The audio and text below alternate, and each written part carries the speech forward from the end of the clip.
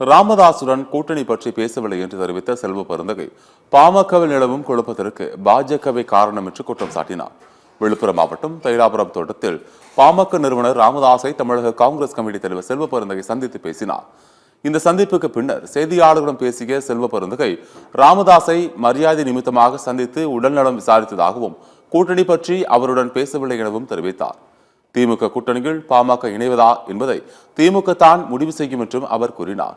பாமகவில் குழப்பம் ஏற்படுத்த வேண்டிய அவசியம் திமுகவுக்கு இல்லை என்று கூறிய செல்வ பெருந்தகை பாமகவில் நிலவும் குழப்பத்திற்கு பாஜகவே காரணம் என்றும் குற்றம் சாட்டினார்.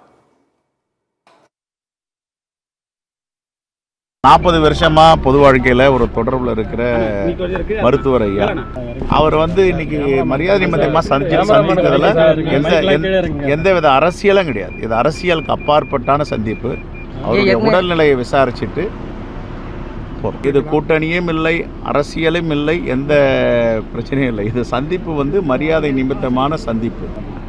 இது பாஜக தான், பாரதிய ஜனதா கட்சி தான் அந்த குழப்பத்தை ஏற்படுத்துகிறாங்க. எங்கெங்கெல்லாம் பாஜக கூட்டணி வைக்கிறாங்களோ அங்கெல்லாம் அந்த கட்சியை உடைச்சிருவாங்க, அந்த கட்சியை சுவாகா பண்ணுவாங்க.